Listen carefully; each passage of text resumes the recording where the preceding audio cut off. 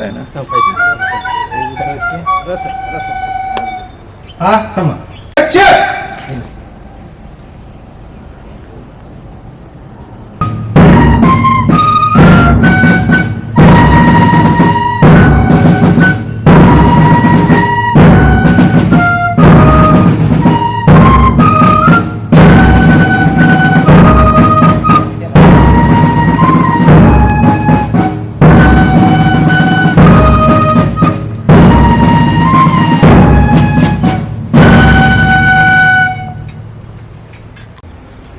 वर्षा भी हुई और इस कैंपस में जो ग्रीनरी है, हरियाली है, वह स्वाभाविक रूप से मन को आनंद देता है।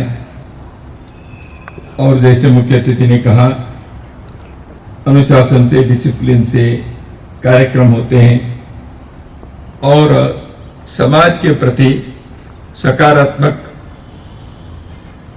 भावना और प्रवृत्ति रखते हुए अच्छे कार्य को समर्थन देने वाले अतिथि, मैं तो अतिथि नहीं मानता हूं, हम सब समाज के ही बंधु भगिनी हैं, फिर भी अतिथि इसलिए कहते हैं क्योंकि संघ के कार्यकर्ता के अतिरिक्त जो आए हैं वो सब हमारे लिए अतिथि हैं।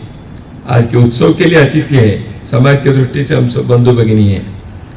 तो आप सभी आए हैं तो वातावरण स्वाभाविक रूप से प्रकृति के साथ मनुष्यों के सकारात्मकता, सज्जनता के कारण और अच्छा होता है।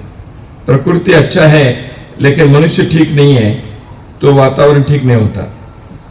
प्रकृति अच्छे है और उससे प्रेरणा लेकर मनुष्य को भी अपने मन के अच्छी भावनाओं को, अच्छे कर्मों को यदि प्रकट करते हैं, स्वाभाविक रूप से समाज में अच्छा वातावरण निर्माण होता है। इसलिए हम समय समय पर उत्सव मनाता है। विजयदशमी उत्सव एक विशेष रूप से संघ के कार्यकर्ताओं के लिए प्रेरणा देते हैं, इसलिए क्योंकि 1925 के वर्ष में विजयदशमी के ही शुभ दिवस पर राष्ट्रीय स्वयंसेवक संघ का कार्य प्रारंभ हुआ। इसलिए 100 वर्ष पूर्ण करने पर इस बार के विजयदशमी उत्सव संघ की जीवन यात्रा में समाज की दृष्टि से भी एक विशेष विजयदशमी उत्सव ऐसे रहा है कि राष्ट्रभक्ति, इसके बारे में आपने न केवल उल्लेख किया, इसका आपने सराहना की, प्रशंसा की। मैं संघ की ओर से धन्यवाद तो देता हूं, लेकिन ये डिसिप्लिन और ये राष्ट्रभक्ति ये किसी एक संगठन की मोनोपोली नहीं होनी चाहिए। राष्ट्रीय स्वयंसेवक संघ ने यह कार्य प्रारंभ तो किया। संघ ने यह नहीं सोचा केवल आरएसएस के लोग ही देशभक्त रहना चाहिए, केवल आरएसएस के लोग ही डिसिप्लिन रहना चाहिए, ऐसे नहीं है। संघ तो पूरा समाज को इस प्रकार परिवर्तित करने के लिए यह कार्य प्रारंभ किया है। इसलिए संघ समाज का संगठन है।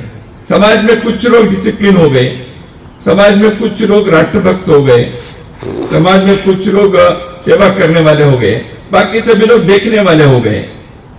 संघ जब कार्य प्रारंभ किया, पूरा समाज को इस प्रकार से परिवर्तित करना, ऐसे संघ के विचार और प्रयत्न रहा है।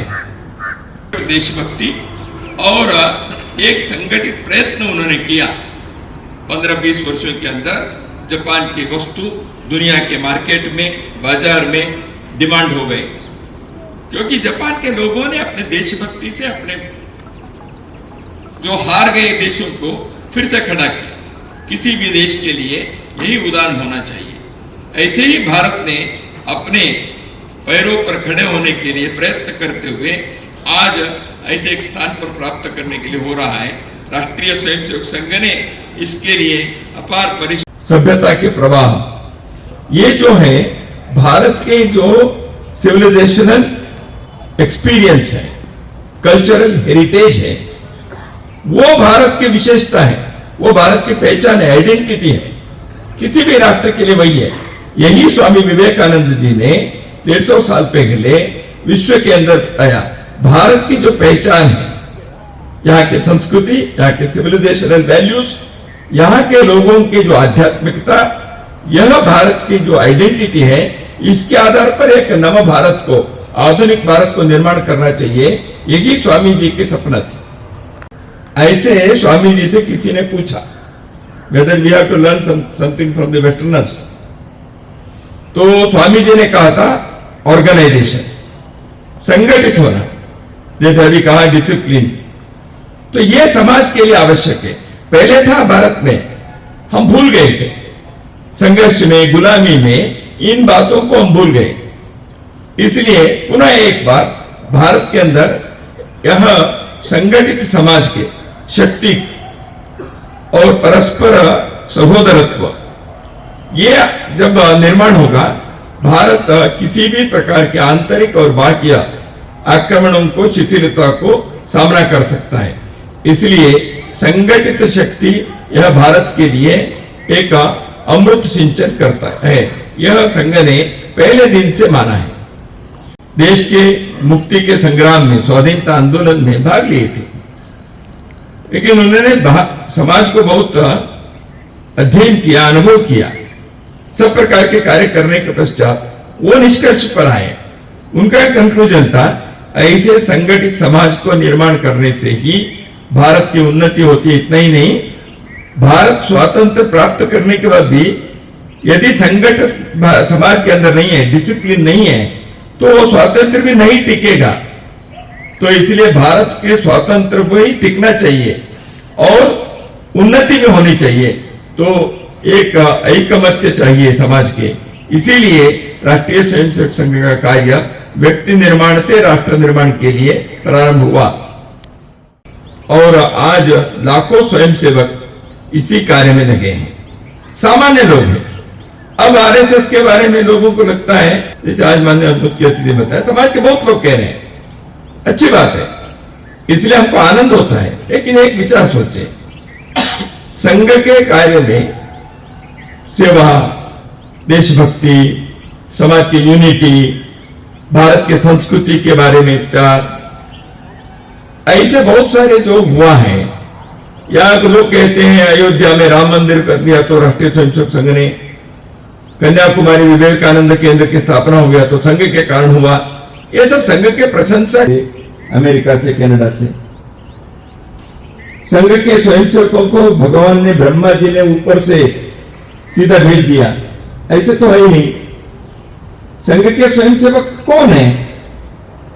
वो यही जो व्यापार करते हैं, जो छोटे दुकान में बैठे हैं, कोई विद्यार्थी है कॉलेज के, स्कूल के, कोई किसान है, कोई नौकरी करने वाला लोग हैं, इसी समाज के लोग हैं। वो कोई बाहर से नहीं आए हैं, इसी हिंदू समाज में सामान्य घर से आए हुए लोग हैं।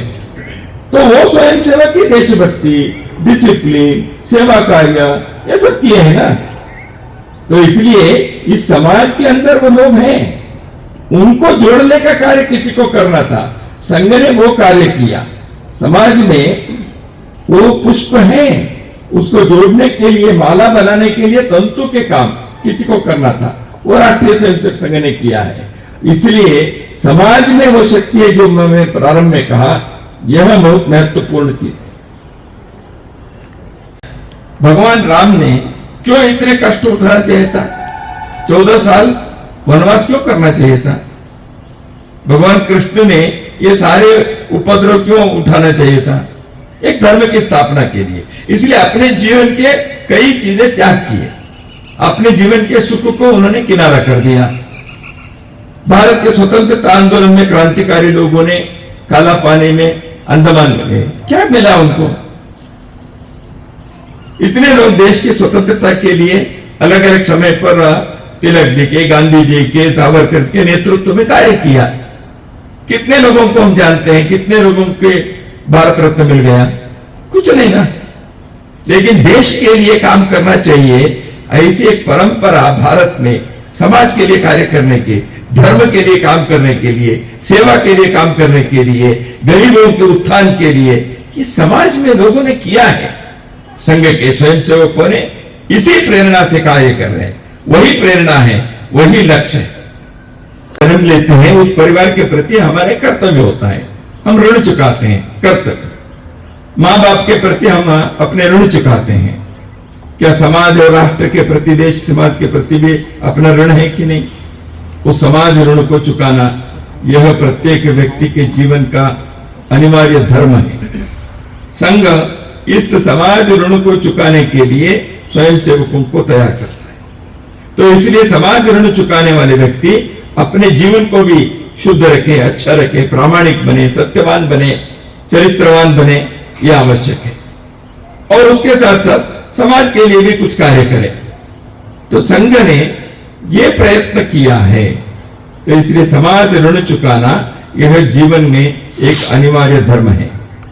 परिषद आते हैं, बहुत सारे अच्छे काम हो ही रहे, इसलिए समाज में वो सज्जन शक्ति है।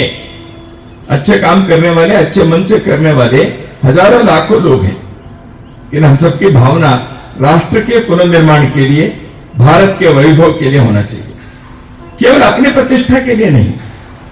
देखिए क्या है, व्यक्ति जन्म लेता है तो भारत में कुल तत्व कास्ट के कारण कौन ऊपर कौन नीचे ये हो गया। क्या सच में हम सब भगवान के ही अंश है, सबके अंदर भगवान है, तो ऊंचे नीचे कैसे हो जाता है?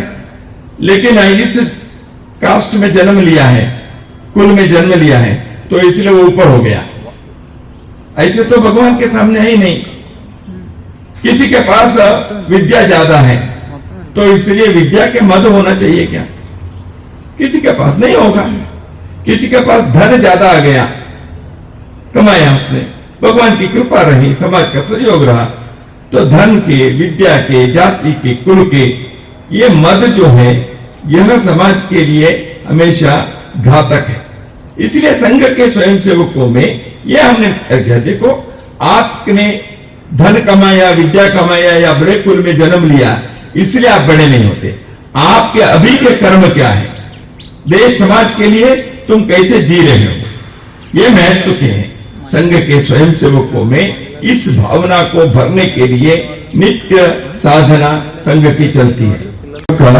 मैं समाज के लिए काम करता हूं, इसलिए मुझे कुछ मिलना चाहिए, प्रतिफल, मुझे रिकॉग्निशन चाहिए, प्रशंसा चाहिए। कई वर्षों तक संघ को लोग ऐसे जानते भी नहीं थे, समाचार पत्रों में न्यूज भी नहीं छपता था। आज हमारे पीछे समाचार पत्रों के लोग लगते हैं। तो संघ के कार्य बाहर के प्रसिद्धि से हमने करना है नहीं करना है सोचा ही नहीं है।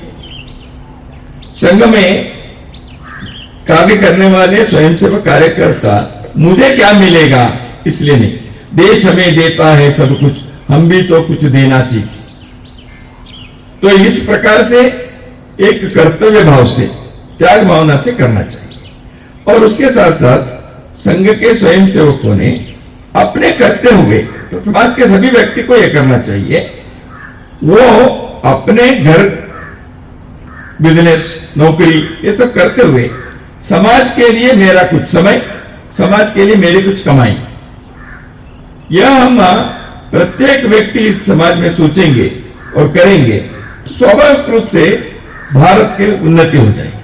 क्योंकि भारत की उन्नति केवल सरकारों के काम नहीं है, लाखों करोड़ों लोगों के काम भी है। यानी क्या, सब तो हिंदू है ही, हिंदू तो है ही, लेकिन हिंदू के अंदर हिंदुत्व जागृत है कि नहीं? जैसे मनुष्य सब है, हाथ है, पैर है, ये है, लेकिन मनुष्यत्व नहीं है, तो हम कहते हैं तो ये मनुष्य का दो, तो मनुष्यत्व चाहिए। ऐसे हिंदू के नाते जन्मे तो है, लेकिन हिंदुत्व अंदर है क्या? समाज के प्रति, देश के प्रति, धर्म के प्रति, आध्यात्मिकता के प्रति, प्रामाणिकता, सत्य, जो हिंदू की परंपरा है वो जागृत होना चाहिए। इसलिए कुटुंब केंद्रित हिंदू को सामाजिक हिंदू बनाना यह संघ का कार्य है। स्वार्थी हिंदू को सेवाभावी हिंदू बनाना यह संघ का कार्य है। जाति कुल तत्व में जो फंसा हुआ हिंदू को राष्ट्रवादी देशवादी हिंदू बनाना यह संघ का कार्य है। निष्क्रियता के आलस्य से फंसे हुए हिंदू को सक्रिय जागरूक स्वाभिमानी हिंदू बनाना यह संघ का कार्य है। एक लक्ष्य को लेकर, एक विचार के आधार पर पूरे देश में इस प्रकार के कार्य खड़ा किया है। अपने समाज के, अपने भारत के इतिहास में इस प्रकार के कार्य पहले भी हुआ है, लेकिन हम पूरे देश में एक साथ एक समय में ऐसे नहीं हुआ था। आदि शंकराचार्य ने कार्य किया, विवेकानंद ने किया, महात्मा गांधी, शिवाजी महाराज ने किया, राणा प्रताप ने किया, बहुत सारे लोगों ने समय समय पर इस प्रकार के कार्य किए हैं, इसलिए वो अजरामर हो गए हैं। भारत को उन्होंने शक्ति दी है।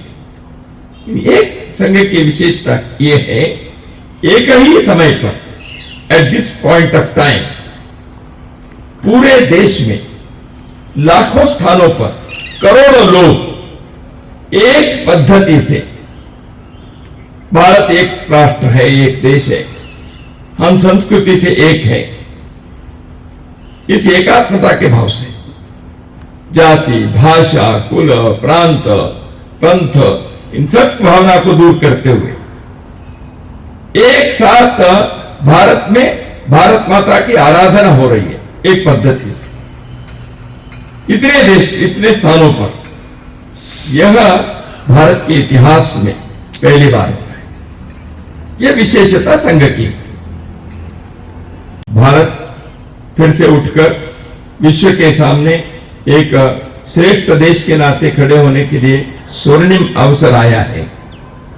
इस स्वर्णिम अवसर को हमें पूर्ण उपयोग करते हुए भारत को एक स्वाभिमानी, समृद्धशाली ऐसे देश के नाते खड़ा करना चाहिए। कुछ चुनौती भी है, समस्याएं भी, देश के अंदर के भी, देश से बाहर से भी। ऊंच नीच भाव, जन्म के आधार पर भेदभाव, भाषा के, प्रांत के, कुल के, इन भावों को दूर करते हुए एक समरस भारत को निर्माण करना चाहिए।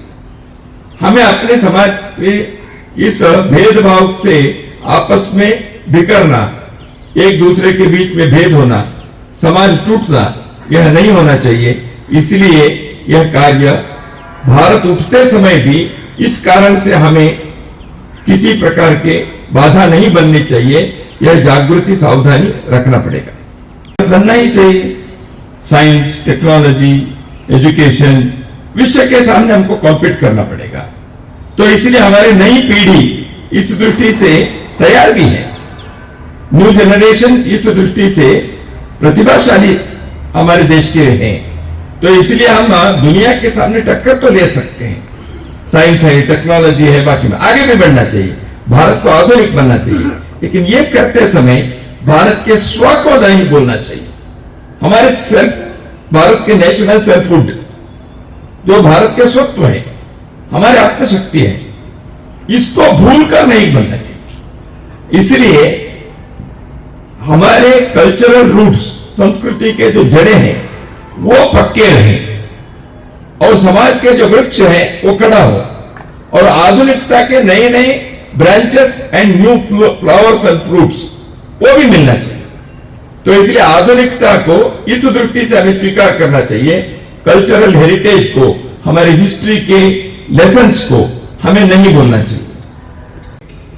सर्वत्र प्रशंसा है कि भारत में सच में आज फैमिली सिस्टम वैसे ही है। आज के सिस्टम में जॉइंट फैमिली थोड़ा कठिन है, लेकिन फैमिली के जो कुटुंब के, परिवार के जो भावना है, आत्मीयता है, परस्पर सहयोग है, नई पीढ़ी को, न्यू जनरेशन को वैल्यूज सिखाना है, ये बातें होनी चाहिए। इसलिए प्रत्येक परिवार में, प्रत्येक फैमिली में उस प्रकार के एक हम अपने परिवार को, फैमिली को कैसे अच्छा बना सकते हैं, अन्य परिवार के साथ कैसे हमारे व्यवहार होना चाहिए, जुड़ना चाहिए, हमारे नई पीढ़ी जो घर में है उनको कैसे अपने शिष्टाचारों को, नागरिक बोध को, civic sense, civic discipline, civic duties, ये भी उतने ही महत्व के। कोई समाज अच्छा होता है केवल फ्लाईओवर से, एयरपोर्ट से, बड़े बिल्डिंग से, अच्छे रोड से नहीं होता है। वहां के लोगों के आचरण व्यवहार कैसे हैं। आपने रोड अच्छा बनाया लेकिन ट्रैफिक ठीक से नहीं चलाते हैं तो क्या उपयोग है। आपने सिस्टम अच्छा बनाया रेलवे स्टेशन और एयरपोर्ट का, लेकिन उसको स्वच्छ रखने की आदत नहीं है तो क्या होगा।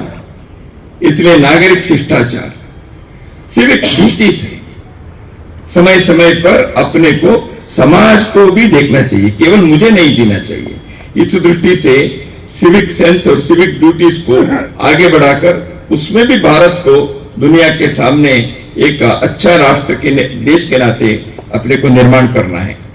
युग धर्म है राष्ट्रीय स्वयंसेवक संघ अपने 100 वर्ष के इस कालखंड में इस पर्व पर इसी दृष्टि से समाज में एक परिवर्तन के आंदोलन चलाते हुए एक बड़ा वत्सले मातृभूमे नमस्ते सदा वत्सले मातृभूमे त्वया हिन्दुभूमे सुखं वर्धितोऽहम् त्वया हिन्दुभूमे सुखं वर्धितोऽहम् महामङ्गले पुण्यभूमे त्वदर्थे महामङ्गले पुण्यभूमे त्वदर्थे पतत्वेशकायो नमस्ते नमस्ते भक्तेशकायो नमस्ते नमस्ते प्रभो शक्तिमन् हिन्दुराष्ट्राङ्गभूता प्रभो शक्तिमन् हिन्दुराष्ट्राङ्गभूता इमे सादरन्त्वा नमामो वयम्